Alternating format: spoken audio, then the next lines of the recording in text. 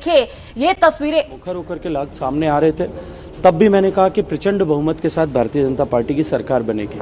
और आज जब तीनों प्रांतों के ऐतिहासिक फैसले आए हैं, मध्य प्रदेश में कोई मानने को तैयार नहीं था और छत्तीसगढ़ में कोई सोचने को भी तैयार नहीं था, लेकिन नरेंद्र मोदी जी की नीतियों, उनके द्वारा किए गए कार्य, उनके द्वारा दिए गए स्वच्छ और जो है भ्रष्टाचार मुक्त शासन और देश की जनता का उनके ऊपर अटूट भरोसा, इसके चलते हुए राजस्थान, मध्य प्रदेश और छत्तीसगढ़ तीनों जगह प्रचंड बहुमत के साथ में सरकार बनी है। माननीय नरेंद्र मोदी जी के नेतृत्व में हम सफल हुए। राजस्थान की जनता की आशाओं पर खरा उतरने के लिए हम सब उनके नेतृत्व में काम करेंगे। 2023 के विधानसभा के चुनाव 2024 का आईना क्यों नहीं, क्योंकि 2024 देखिए, मैं ऐसा पहले भी कह चुका हूं कि प्रत्यक्ष रूप से अगर मैं ढूंढना चाहूं तो इस पर मैं हाँ और ना दोनों में उत्तर दे सकता हूं। निश्चित ही क्योंकि भारतीय जनता पार्टी की सरकार बनी है राजस्थान, मध्य प्रदेश, छत्तीसगढ़ में, तो एक प्रचंड उत्साह की ऊर्जा सृजित हुई है और उसके चलते हुए हम लोग 2024 के चुनाव में निश्चित ही एक बार फिर इतिहास को दोहराते हुए सफल होंगे, सारी 25 सीटें जीतेंगे। लेकिन यदि मैं दूसरी दृष्टि से देखूं, 2018 के चुनाव में हम तीनों जगह हार गए थे, लेकिन उसके बाद में भी राजस्थान में 25 सीटें थे, जीते थे, और मध्य प्रदेश में एक छोड़ करके बाकी सारी जीते थे।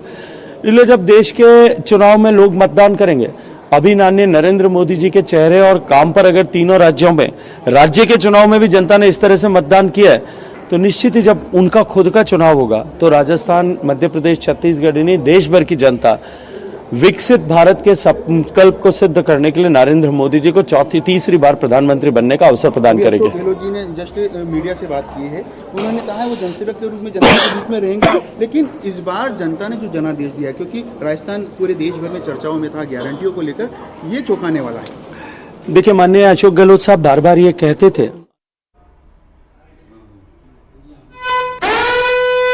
और इसी बीच बड़ी खबर, बड़ी जानकारी, करौली में 2 सीटों पर कमल खिला है। ये बड़ी जानकारी आपको दे रहे हैं। देखिए 2 सीट कांग्रेस के खाते में गई है, तो इस वक्त की ये बड़ी जानकारी आपको दे रहे हैं। करौली और सपोटरा में बीजेपी की जीत हुई है। इस वक्त की ये बड़ी जानकारी, करौली विधानसभा से दर्शन सिंह जीते हैं।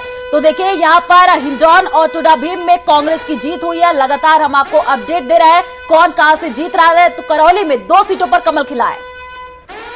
बिल्कुल आयुषी, और लगातार बहुमत के आंकड़े को लेकर के बात हो रही थी, वो बहुमत का आंकड़ा अब बीजेपी के पास है।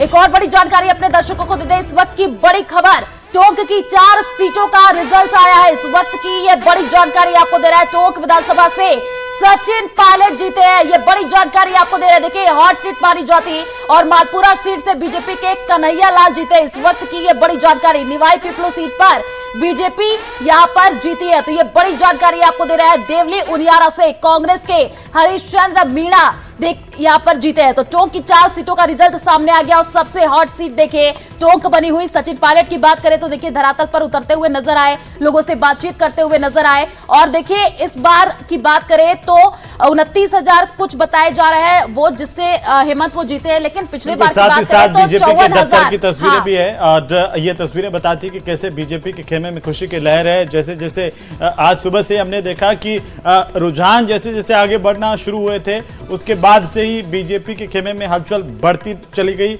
और जैसे जैसे रुझान नतीजों में परिवर्तित होते गए, ये खुशी दोगुनी चौगुनी और बढ़ती गई। और अब ये जो खुशी है वो चरम पर है। भाजपा के कार्यकर्ता जिन्होंने मेहनत की, बीजेपी के नेता जिन्होंने मेहनत की, अपनी जीत को सेलिब्रेट करते हुए, उत्साह पूर्वक इस जीत को लेकर के एक दूसरे को बधाई देते हुए, खुशी का इजहार करते हुए, और इसी बीच सब